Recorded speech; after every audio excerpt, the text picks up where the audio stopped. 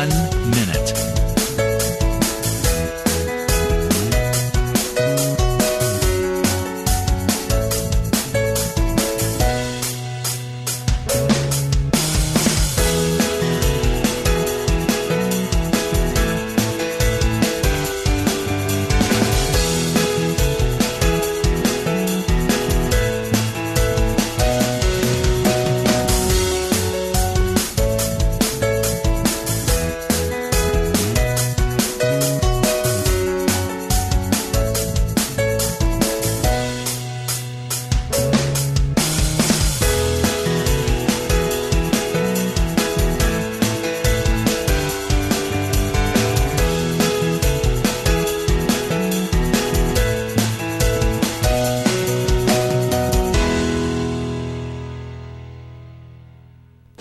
Welcome to Lynn Cullen Live at pghcitypaper.com. Email your questions and comments to Lynn at pghcitypaper.com. Hello there. Welcome to the program. It's Thursday, the 21st of April. I was just walking over here, and there's a bank next door, and they had a sign on the window and said, "We will be closed Memorial Day, May 31st." And my blood ran cold. I thought, May 31st? I mean, I all of a sudden thought, you mean Memorial Day? Why would you put a sign up that early? I all of a sudden thought it was May, and I'd missed it. I'm easily frazzled these days. So, Harriet Tubman. She chose that name. Personally, I wouldn't have chosen Harriet, but it was her mom's name. So, yeah, cool. She was into having been a slave, what a remarkable woman. I mean, all of these women were, the good thing about all this, we get to learn some history. The kind of history that didn't get taught. The kind of history that, goes beyond dead white men. And this is good. This is really, really good. I also love the fact that since the 20 is the most ubiquitous bill, think of all the jerk racists who are... Think of them. Every exchange they make, there is that black woman looking at them. I love it. Apparently, none of this is happening, though, till 2020, which seems like a bit of a wait. I'm a little confused about that. But, stop and think about it. Right now, on our currency, there are the pictures of 7 dead white men, all of whom have been dead for well over 100 years. I mean, they are dead. Right? So it's a good idea to sort of, the United States has grown, and all those dead white men, however consequential they may have been in our history and in our story, our national narrative, there is a lot more. And it's high time that was reflected in our money, since that's something that, in fact, we do tend to see maybe not on a daily basis. Some people don't deal in cash at all anymore, I guess. But as somebody put it, where did I see that? It's a powerful and necessary realignment of our symbols and our professed values. So this is good.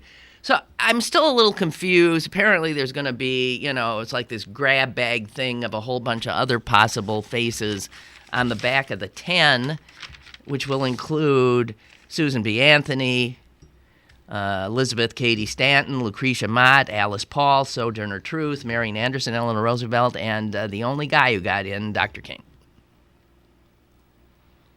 And I'm sure there's a lot of people who don't know anything about those women.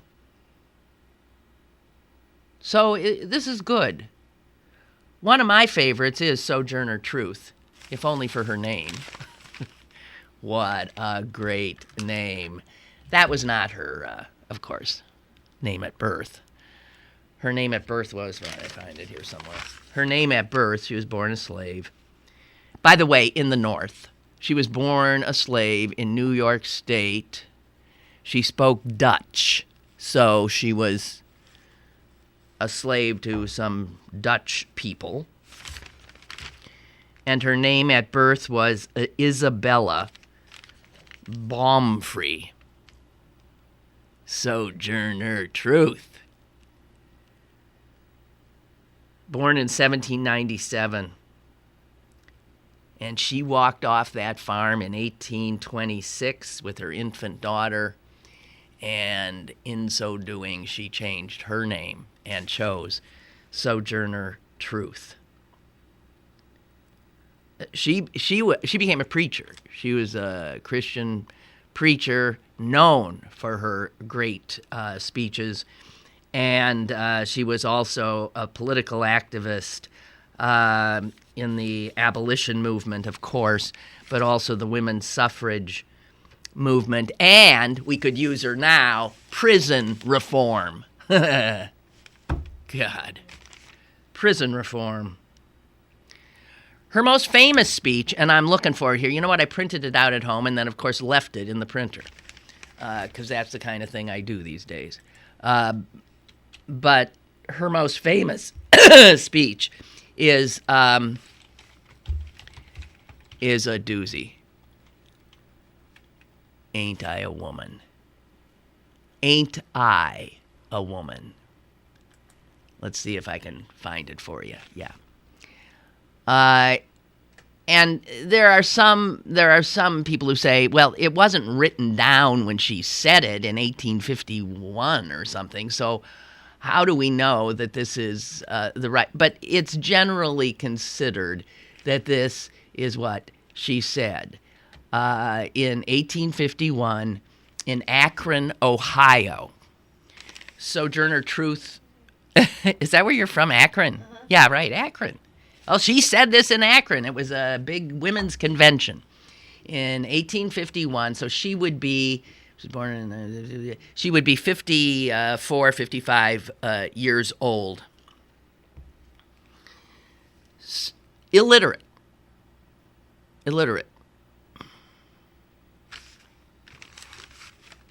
Powerful. Here's what she said. Well, children, when there's so much racket, she'd been listening to a lot of speeches. When there's so much racket, there must be something out of kilter. I think that twixt the Negroes of the South and the women of the North, all talking about rights, the white men will be in a fix pretty soon. But what's all this here talking about? The man over there says women need to be helped into carriages and lifted over ditches and to have the best place everywhere. Nobody ever helps me into carriages or over mud puddles or gives me any best place. And ain't I a woman? Look at me. Look at my arm. I have plowed and planted and gathered into barns, and no man could beat me. And ain't I a woman? I could work as much and eat as much as a man when I could get it. And I could bear the lash as well. And ain't I a woman? I've borne 13 children and seen most all sold off to slavery. And when I cried out with my mother's grief, none but Jesus heard me. And ain't I a woman? Then they talk about this thing in the head, this, what they call it, and somebody whispered, intellect. Yeah, intellect. That's it, honey. What's that got to do with women's rights or Negroes' rights? If my cup won't hold but a pint and yours holds a quart, wouldn't you be mean not to let me have my little half measure full? Then that little man in black over there, he says women can't have as much rights as men because Christ wasn't a woman. Well, where did your Christ come from? Where did your Christ come from? She repeated it. From God and a woman. Man had nothing to do with him. If the first woman God ever made was strong enough to turn the world upside down all alone, these women together ought to be able to turn it back and get it right side up again. And now they is asking to do it.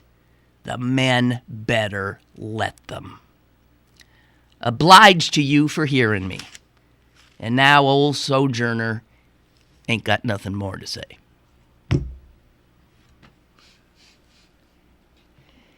Ain't I a woman?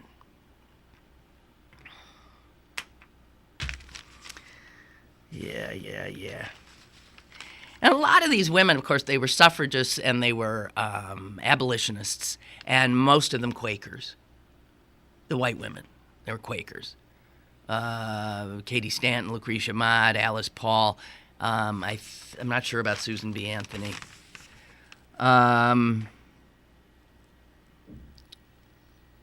But Lucretia Mott was really freaked out. She thought Elizabeth Cady Stanton was going way too far at this, at their famous conference in Seneca Falls, New York. That was held in 1848. So this is all the same time period. Sojourner's thing is 1851, 1848. Stop and think about that. Place that in your sense of American history. Because all we think of when we see dates like that is the growing tension that leads to the Civil War. But there was this social upheaval then because of slavery, but also when you start talking human rights, it's pretty hard to confine it. So abolition, of course, then leads to women's rights. And we've seen it play out again in our lifetime with the civil rights movement and then the burgeoning women's liberation movement of the 50s, 60s, 70s. Those all came together again. But Lucretia Mott, who played a key role in organizing the Seneca Falls Convention, where they put out a declaration of sentiments. And this was about suffrage. It was not about suffrage, it was about abolition. And Lucretia Mott thought that Katie Stanton had gone way too far because she called at the convention in 1848 for women to be allowed to vote. And here's the quote from Lucretia Mott from the convention. "Oh, Lizzie, if thee demands that, thee will make us ridiculous." So she was against it. She thought that will pull away from what we're doing here, which is to free the slaves. We got to just sit back a little bit here. Can we get one thing done before we move on to that? Because that's really fraught.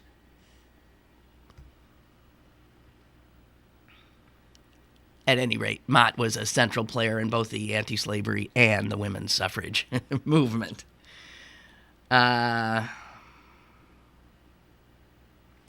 So, I don't know what to tell you, but God, it's good. This is good. I'm very happy. And the fact that Hamilton survived this, remember, this all started because the Treasury Secretary, Jacob Lew, said he was going to take Hamilton off the $10 bill and put a woman on.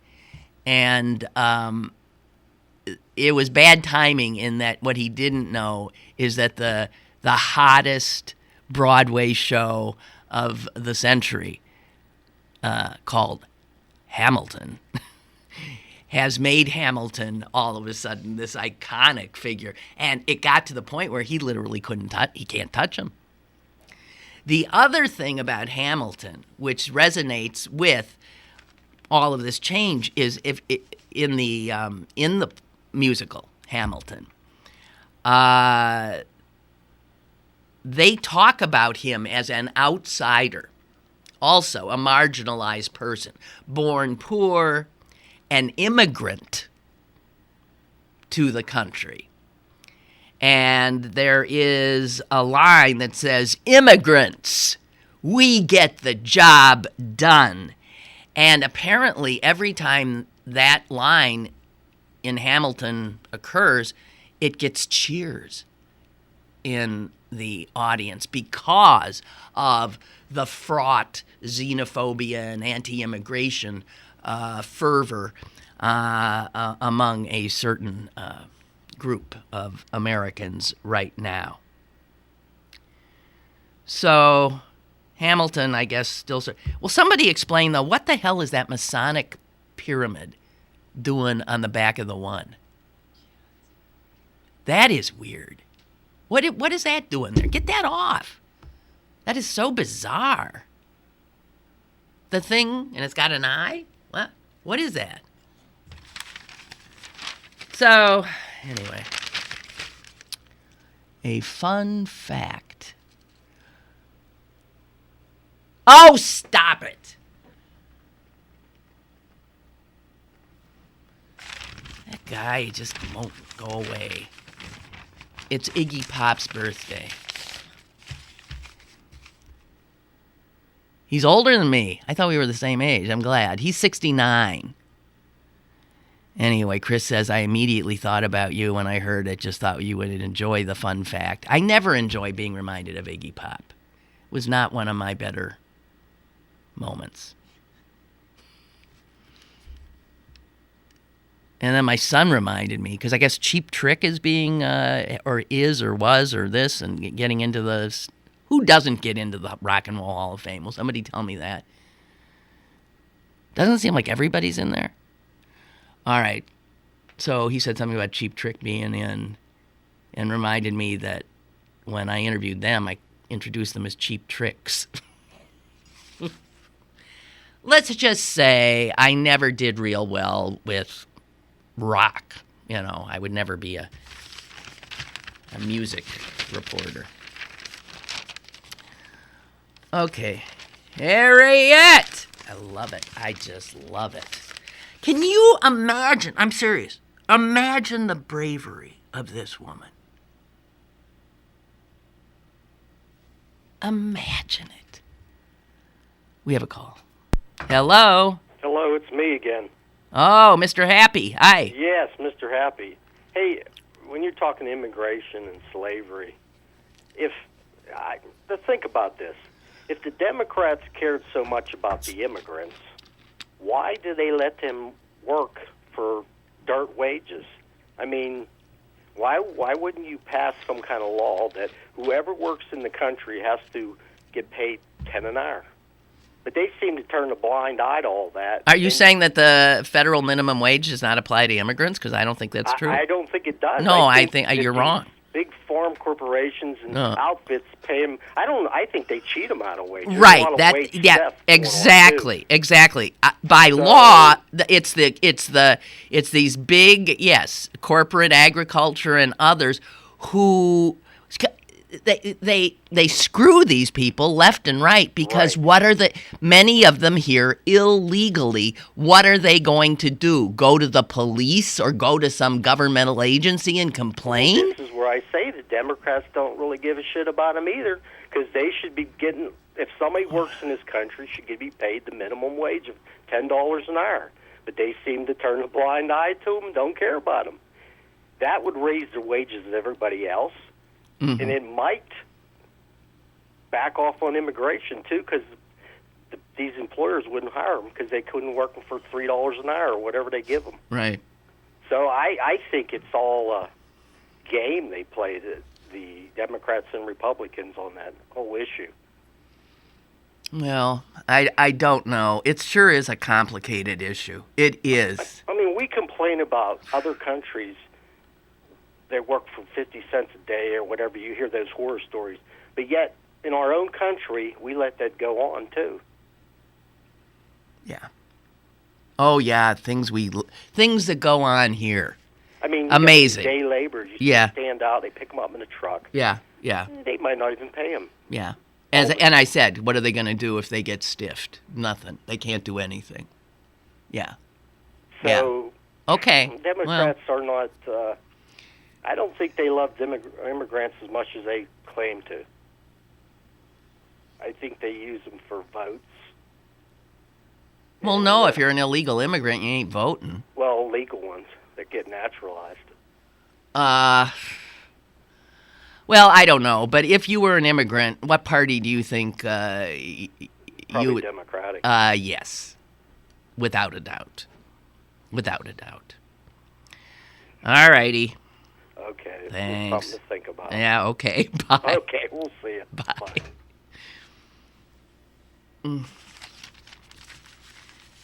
But imagine her courage. She escapes. First of all, think of the courage it takes to escape. Maybe some of you heard the same just heart-wrenching interview I heard the other day. Had to be NPR. It was a 20-year-old girl now, who was one of the girls kidnapped by Boko Haram 2 years ago from their school, all of whom are still in the clutches of those murderous lunatics. And she was being interviewed. She's here now. And they said that she escaped. And these guys loaded all these schoolgirls onto the back of a bunch of pickup trucks after they burned their school and burned everything, took everything that, like food, and stick them in this thing, tell them if anybody tries to escape, they'll be killed.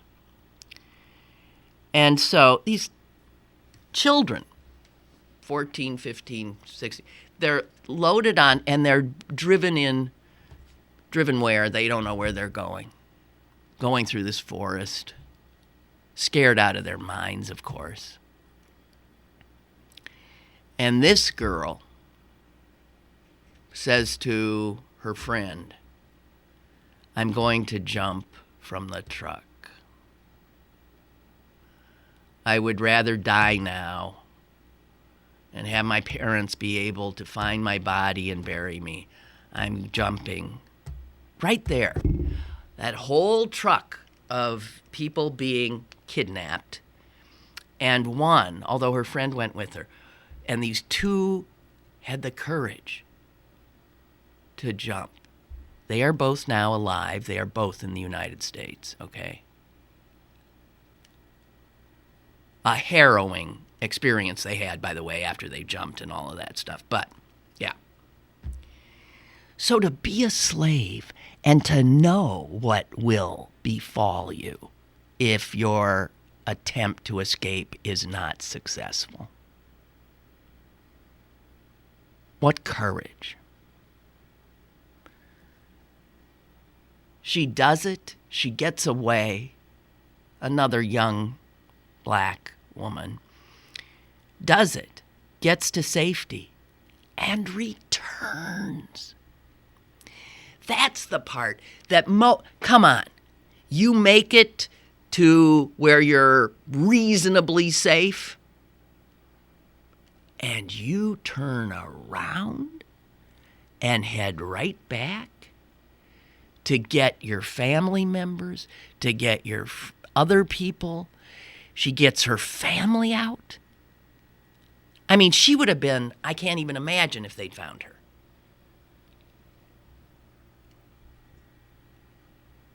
And then she saved hundreds and hundreds of people. How smart would she have had to have been to constantly elude the people who must have wanted her head?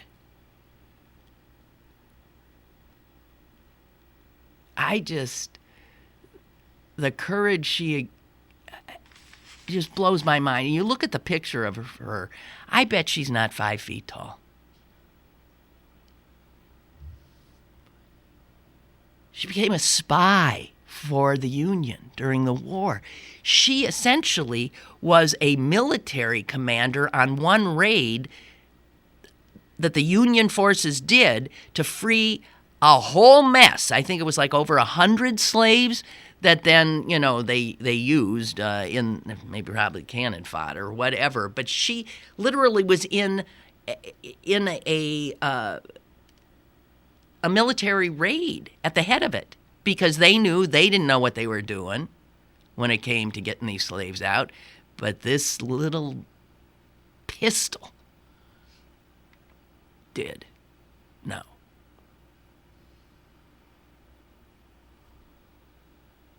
Did I say Sojourner? I meant Harriet. I'm talking about Harriet here.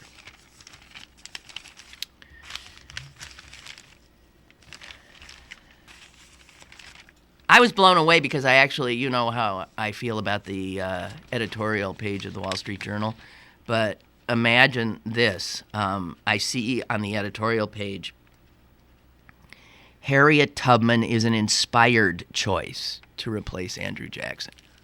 I thought, what? What? And it is the nastiest little, it is such an ugly little despicable, it's what I hate. I hate this page.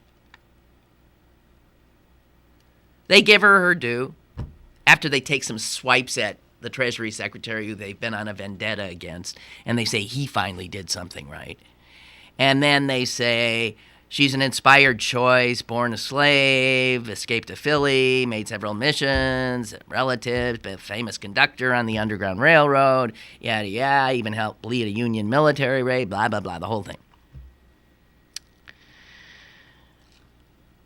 But they end it like this. They quote a guy who said, it's great they picked Tubman. This guy is a big NRA supporter that they're quoting. That they tied this in to the Second Amendment is beyond belief.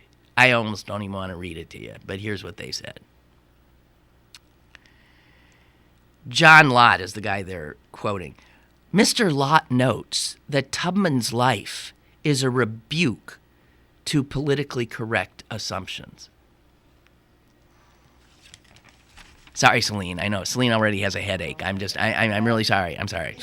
Just close your eyes, ears, everything. All orifices, just shut down just for a second. Yeah, what kind of a tortured intellect, that's the word, what kind of a tortured intellect takes Harriet Tubman displacing Andrew Jackson on the 20 and says it's a rebuke to politically correct assumptions. Okay, and here's why. As Mr. Lott tweeted after the announcement was made, here's what he said.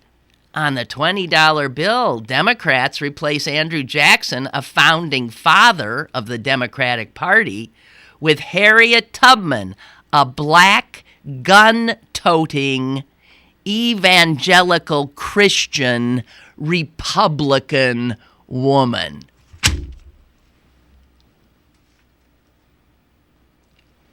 Oh, that makes me crazy. Andrew Jackson is no more a representative of the Democratic Party as it currently exists. And I assure you, Harriet Tubman today would not be a registered Republican. You remember the Republicans and the Democrats, Civil War era, sort of traded places. Remember that?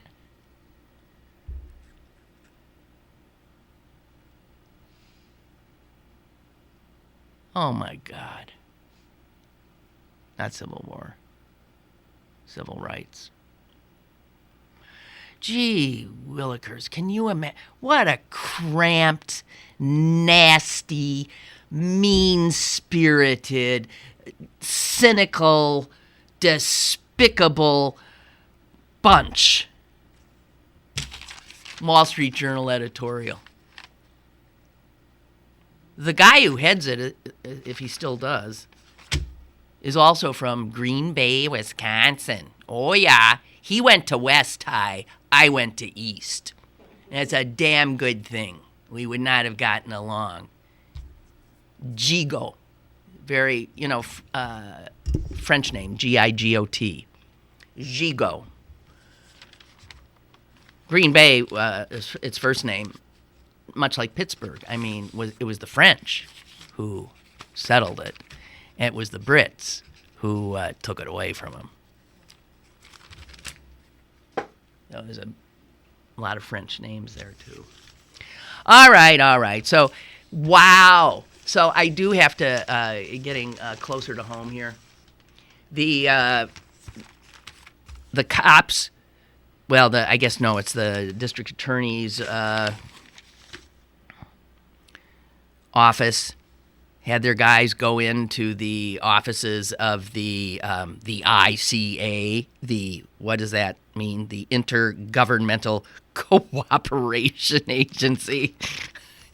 Oh, that really, in terms of like misnomers, that's a beaut. That's a beaut. Has nothing to do with cooperation, I assure you. It had to do with the state piling on the city. The Republican-controlled legislature in Harrisburg piling on the Democratic-controlled city of Pittsburgh when it was in a state of financial distress. And now, of course, it turns out, it appears, alleged, all of that the brilliant character put in charge of this agency, in fact, the only employee of the agency amounted to him, is now clearly under scrutiny for felonious activity. I got a feeling we know records are destroyed left and right. I think they're worried money is missing.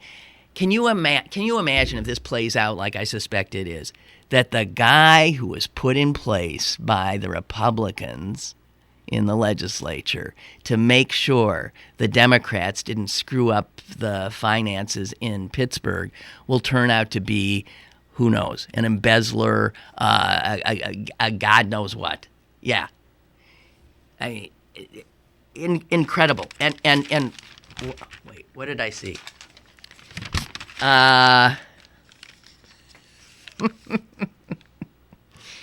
So this one guy is being overseen by a board.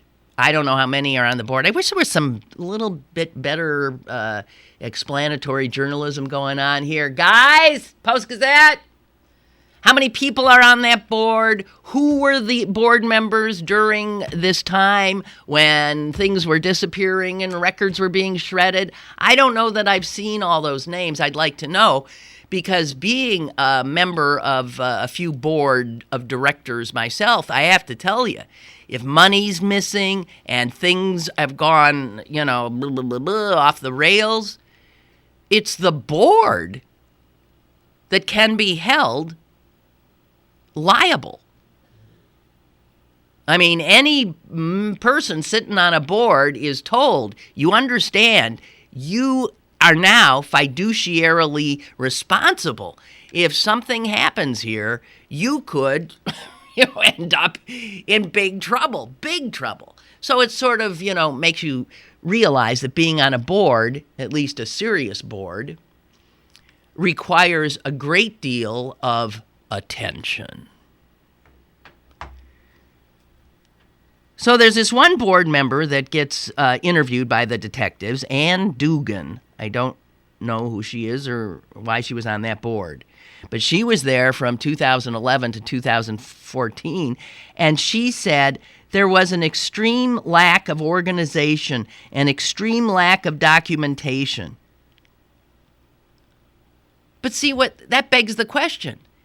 The board is the boss of the guy who's supposedly running the ICA. They could have, if there were an extreme, if all that was going on, then why didn't the board say to him, hey, woohoo, we need to see the books? And obviously they didn't. Now, the DA has said he doesn't think board members are likely to be culpable. He says the responsibilities primarily fall on the executive director, but we're going to sort through it. Well, I'm sorry. My understanding is, it's well,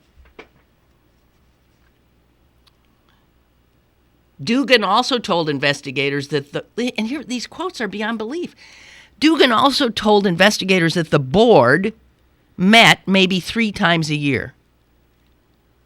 The maybe is amazing to me. The 3 times a year is amazing to me. So in other words, it looks like there was really no rules. There was no real oversight. And in fact, they met at various locations. She recalls meeting in the basement of a law firm downtown. And in the room, there was a hot plate and a cot. And she remembers thinking that they were meeting in the office where this guy who heads I don't know how to pronounce his name, Scortino, she thought he was actually living in that basement, overseeing this state agency that was overseeing the city and its finances. And he's sleeping on a cot with a hot plate, shredding records. And then somebody else, the city finance director, also told investigators, he said, I remember that there was this nothing office that was in Oxford Center that supposedly was where the ICA was. And he says there were no phones, no computers, or any sign of business-related equipment used for the functioning of the ICA.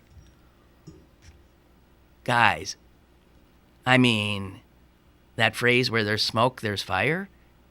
There's so much smoke here, you can't believe it. What a boondoggle.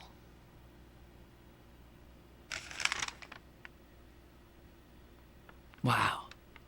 And all this from an organization that's supposed to make sure that the city is being responsible in the handling of its budget.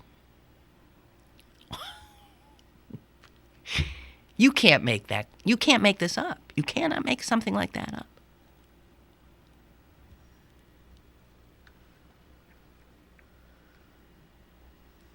Oh my God. Okay, so enough. Anyone go see Bill Clinton yesterday? He was around. Everybody's around. He's sort of like compressing into a caricature of himself. I mean, he's tinier and hoarser and I don't know. I was talking about perspective the other day. I want to give you some perspective about how 2 different countries, both, well, we're mostly European in terms of our founding, right? Although that has changed a great deal, which is, I think, wonderful. But we think of ourselves as a Western, European kind of culture at birth, and the sense of being related to Europe is very much there. So let's go to one of those European countries. It'd be Norway. Known, by the way, if you think of Norway, that's the Norse, that's the Vikings. And you think about the fierceness of that culture. Fierce, gutsy, little scary, right? Them Vikings. But Norway now is generally considered one of the most progressive nations on earth. And so I want to do just a little perspective on criminal justice. And we talk a lot these days, thank God, about prison reform and about how our country is so slap-happy incarceration, for incarceration, that it has made us into the country with the just extraordinarily awful number one standing in how many of our citizens we put in cages, essentially. And Norway would be at the probably bottom of that list. Our prisons bear no resemblance to each other. A lot of people in this country would be more than happy to go stay in a Norwegian prison. We've talked about it before. A lot of them don't even have walls. So I'm going to remind you of a horrific mass murder. One of the worst. I mean, one that was so extraordinary. It happened in Norway, and it happened in 2011. And it started with a bomb going off in the city, I think in Oslo. Not sure. I think in Oslo. And then which killed a lot of people, as all of the police and everybody ran to the center of the city where the bomb went off, the perpetrator disappeared and got on a boat and went over to an island where a camp was, a camp containing just hundreds of young people. And he went onto that island with heavy-duty weaponry and massacred 77 people. Okay? He was captured. He was nuts. You could tell, nuts. He was a, right-winger, did the Nazi salute during it just classic hater, Islamophobic, mostly.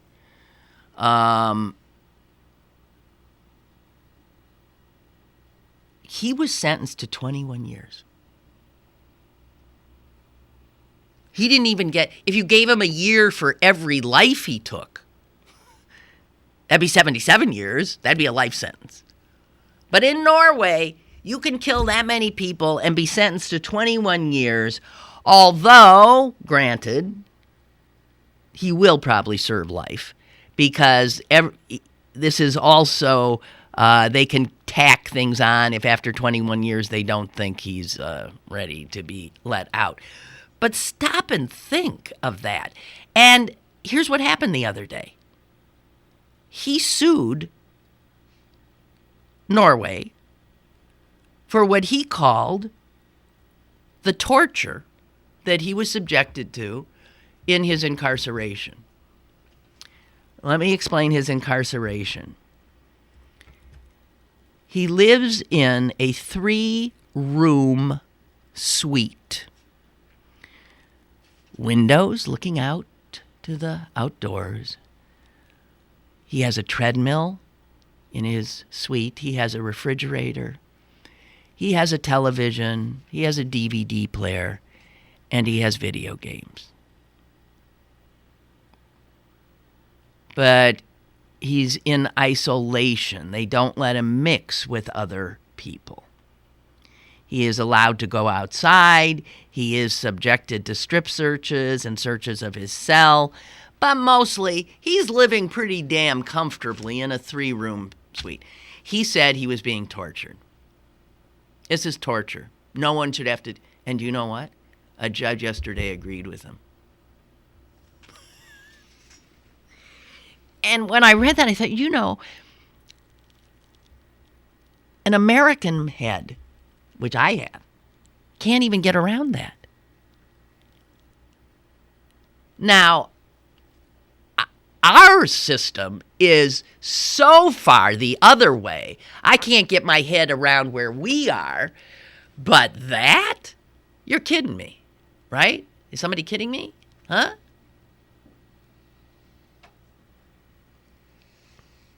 The judge found that prison officials had violated an article of the European Convention of Human Rights that prohibits inhuman or degrading treatment or punishment. And she directed that he not be as isolated.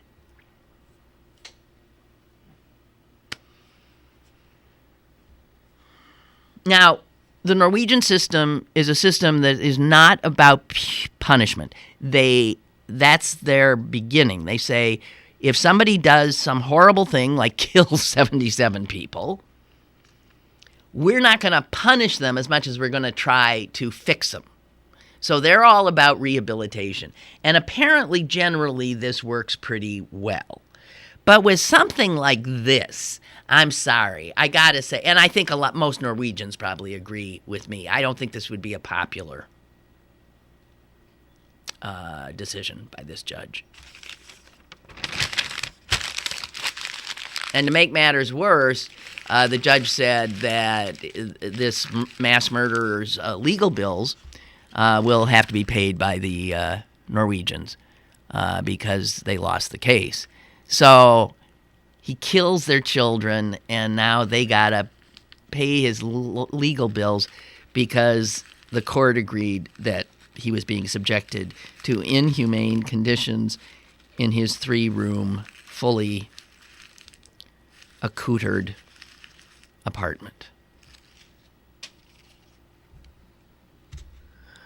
Isn't that odd? I mean, I started by saying that we're sort of like, you think of Norwegians and us, not a lot of difference. We're,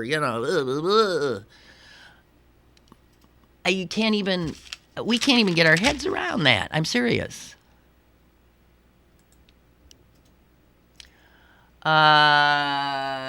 Tony writes, I saw some of the ICA board meeting on the city cable channel when they fired the director. As I recall, there were 4 members.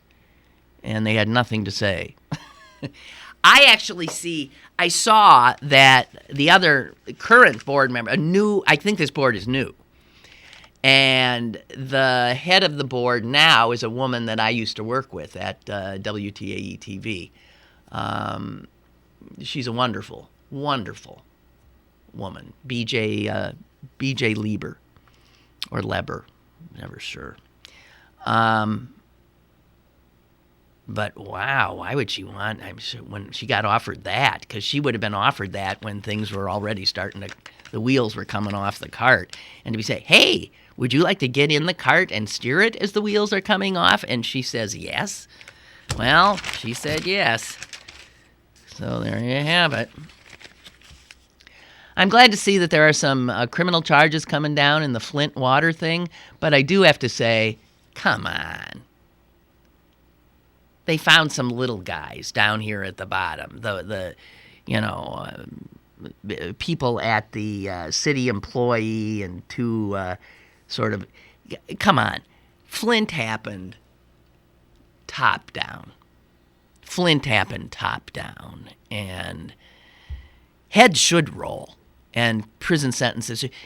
We do not know the extent of the crime there, because we know what lead poisoning does, and we know that there's nothing that can be done now that it's happened, and that you essentially have a rather large city poisoned.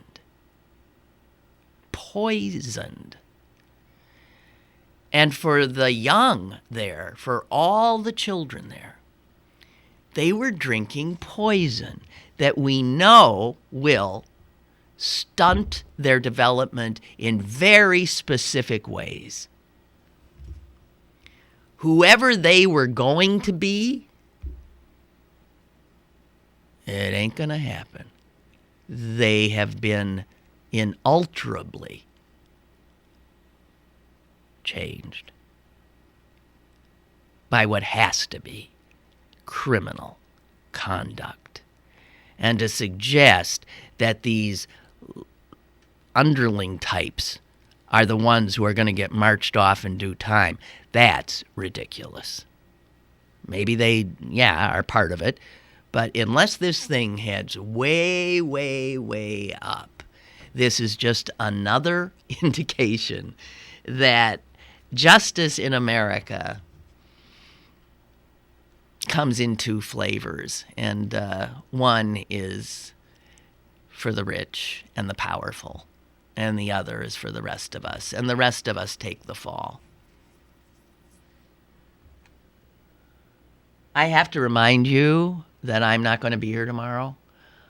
Tomorrow is the beginning of Passover, my favorite Jewish holiday, and I absolutely have to spend that with my family. So I'm not able to be here, but I will be here on Monday, and we should have a full week without me traipsing off somewhere or other. Also, seeing pictures of, I guess he's getting out of there now, seeing pictures of Barack Obama with that repulsive Saudi Arabian king. Ugh! Every time I see those, I'm going to say it, fucking Saudis, every time I see them, I feel murderous. I do. They might be the worst country in the world. They might be. Oh, I know we like North Korea. North Korea is the worst. But North Korea doesn't count because North Korea is the wholly owned, state of a family of lunatics. I mean, well, maybe Saudi Arabia is too. Same sort of thing. One family being given a nation, and the autocratic manner in which it is governed. But you see, Saudi Arabia is treated with such respect. That's what, we make fun of North Korea and its leaders. We treat the Saudi royal family as if they're deserving of respect. And they're deserving of none of it. Not a bit of it. And to see our president, as a matter of fact, our presidents, from the current all the way back, kowtowing, professing some kind of an alliance with these despicable people. I have a call. Hello. Hello, Lynn. Yeah. I think Saudi Arabia is the worst. It is. They teach kids bad things. They teach them in the madras to hate people, and they send it all over the world. That's right. They have infected. We were just talking about Flint poisoning all these children here. Yes. Saudi Arabia's royal family is responsible for poisoning the minds of millions of Muslims around the world. They're the worst. And here we are, and then there's been reports lately about 9/11. Yes. And what the hell? Yeah. Oh, but there are great friends. It's beyond belief. It's beyond They're belief. behind all this. 18 and 19 are Saudi Arabians. Yeah. And they're still our there friends. Protected. I don't know.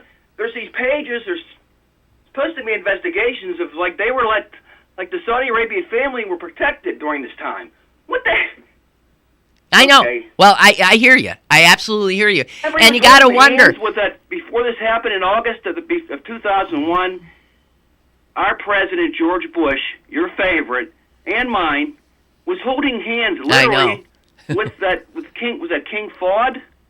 Who can keep track? I can't keep track, but this. Remember that though? You know, that happened? yes. They were like Before lovers. 9/11. I know they were like out on the ranch and lovers. Holding hands. Okay. I know. I gotta go. I don't All know. right, The goodbye. country, All right. and there's Barack. I don't know. I thought Barack was. I like Barack, and he's done good, but. No, but the Saudis don't like him because he has been more than any other president critical. Shedding a little light on the ratness. Oh, for God's sake! And that's what he's doing. I don't wish like that. But no. And they have so much money. That's what we don't know what the hell's happening. I mean, that's not chump change. We know enough. They are. And I'll talk to you. All right, bye. No. Jewish New Year. Yeah, thank you. Thank you. I mean, Nicholas Kristof, who could not be called, an Islam. This has nothing to do with being against a Muslim country. This has to do with this specific country that has done more to create Islamophobia than any country I can think of. And Kristof points this out. He says, he is a big caller out of Islamophobics. And so for him to just flat out say, you gotta be able to tell the truth here.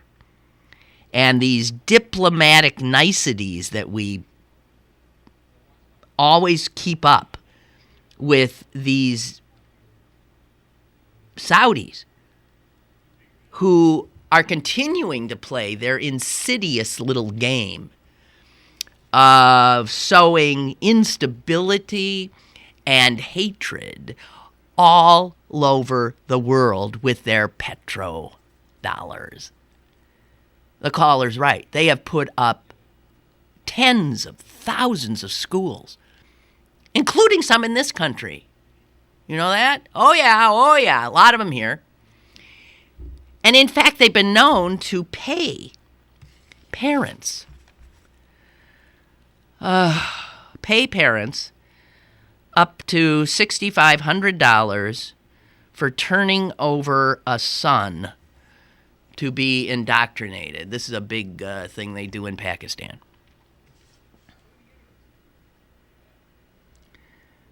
So,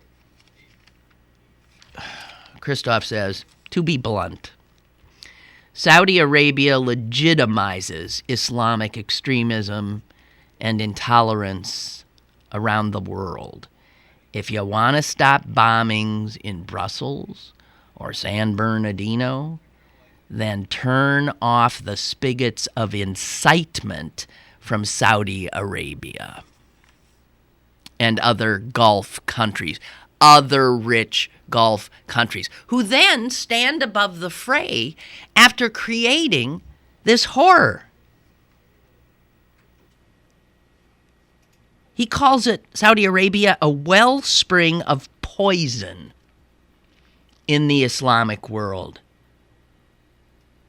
And its particular bigotry fuels the bigotry we see toward Muslims. And he quotes a Saudi, who I hope is not in the country because he'll be killed, who says, what happens here can affect the world, and Saudi Arabia's repression destabilizes the entire Middle East. And he goes on to say that Saudi Arabia is not the enemy of the United States, it's an enemy of itself.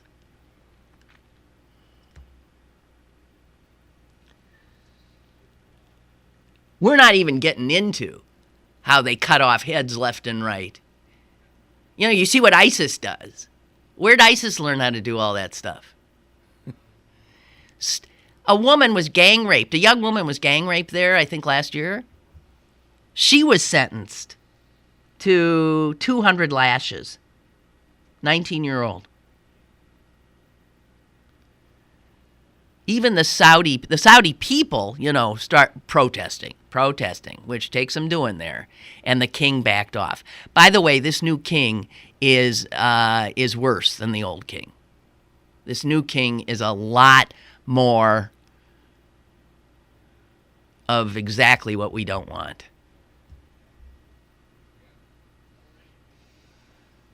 Never mind, women can't drive. Do you know women aren't even supposed to wear seatbelts in a car in Saudi Arabia? You know why? Come on, think about it. Because as you put the seatbelt around you, it can define your breasts and pull in your clothing so that curves of your body are... And so women are not supposed to even secure themselves in a car, lest one of their Saudi men get a boner. Excuse me, that was unnecessary. All right, I think that's it. So, thank you very much for listening to me, if you did, and I will look forward to talking again to you on Monday. Okay. Happy Passover to all you Jews out there, okay? Bye.